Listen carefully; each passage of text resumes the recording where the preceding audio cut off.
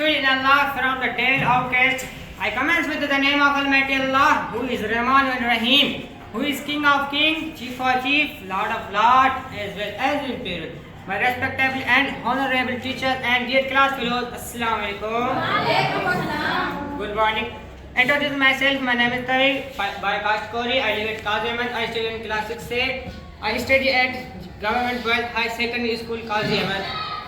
I am quietly grateful and thankful to my teacher Sarkana Jotai, who has given me a chance to share my topic. It's a great regret and honor and appreciation for me. So today my topic is right brother.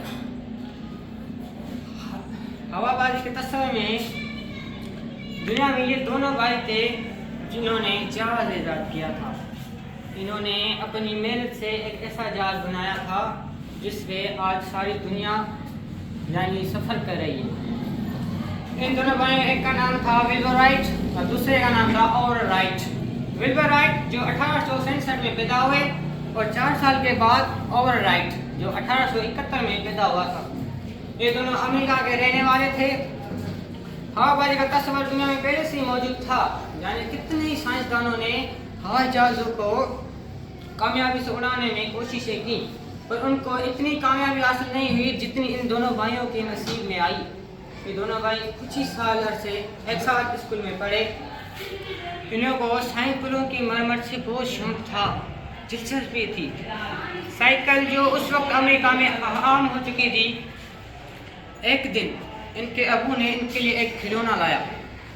उस खिलौने का नाम था helicopter. उस पे 2 पंखे भी लगे हुए थे। जब उसकी चाबी को फिराया जाता था तो उसके 2 पंखे चलते थे और वो खिलौना हवा में उड़ता था।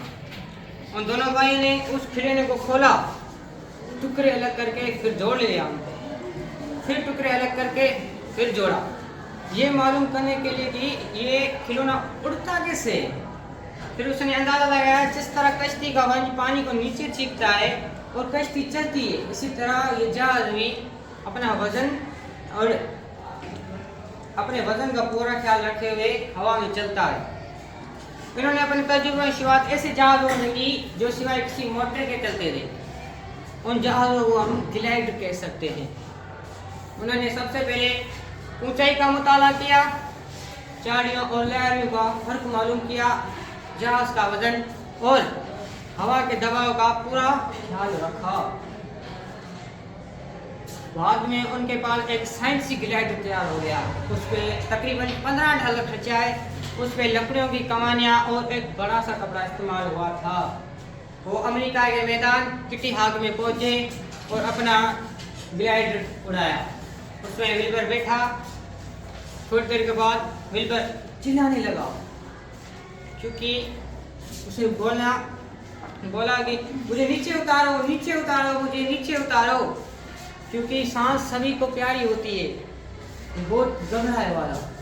कुछ सालों के बाद जब वो हवाबाजी के फन में माहिर हो गया तो अक्सर इसी डरने वाली जगह पे आता था और खूब हंसता था। हालांकि वो उड़ान सिर्फ 8 फीट की थी। हवाबाजी के तस्वीर में ये एक अनोखा तजुर्बा था। 17 दिसंबर का दिन था। उसने एक ऐसा जहाज ईजाद किया जिस पे मोटर भी लगा हुआ था। उसने सबसे पहले तो हवा के दबाव का पूरा ख्याल रखा था। उसने सबसे पहले पर्चियाँ निकाली, कौन जहाज उड़ाएगा। पर्ची किसकी निकली? विल्बर की निकली। विल्बर जहाज में बैठा, लेकिन बदकिस्मती से वो उड़ान कामयाब ना रही, क्योंकि वो जहाज सिर्फ हवा में 3.5 सेकंड ही रहा। फिर बाद में वो गिर गया। लोगों ने उनका बहुत मजाक उड़ाया, लेकिन औरत ने उसको नज़रअंदाज करके कहा, अब हवाबाजी का जिम्मा मैं खुद पे लेता हूँ, मैं खुद एक जहाज ऐसा बनाऊंगा। फिर हालांकि वो जहाज जब गिर गया तो उस पर 2 दिन लगे मरम्मत में।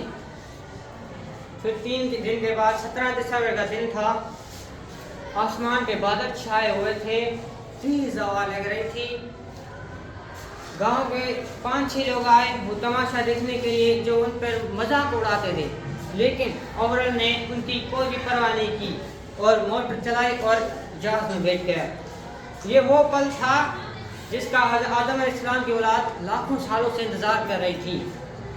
किसी को यकीन ही नहीं आ रहा था, किसी को कुछ समझ में नहीं आ रहा था कि हवा से वजनी चीज़ हवा में कैसे उड़ सकती है। वो सीधा आगे फर्श पे आके गिरे ना, वो कामयाब हो गया। फिर इन दोनों में से किसी ने भी शादी नहीं की थी। वो अपने अबू, बहन और अम्मी के साथ एक साथ ज़िंदगी गुजारने लगे। एक दिन 30 मई 1912 का दिन था। विल्बर को मुद्दे की बुखार सबब उसकी फौत हो गई। ये जाहिर है कि औरत के लिए ये एक बहुत बड़ा सदमा था। उसने अपने जहाज को बेहतर बनाने की कोशिश की, लेकिन उसको काम में कोई मज़ा ही नहीं आ रहा था, तो क्या करे। लेकिन 17 दिसंबर 1918 जब अमेरिका अपनी हवाबाजी के 25वीं सालगिरह मना रही थी, तो उसमें एक यादगार जुड़ा गया।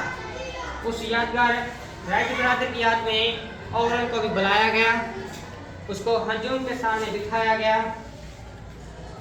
विल्बर ओवरऑल आया, उसके सामने बैठा, उसने हजूम को देखकर मुस्कुराया, लेकिन 25 साल पहले वाले अक्स उसकी आंखें सामने आ रहे थे। भाई की याद में उसकी आंखें भर आई,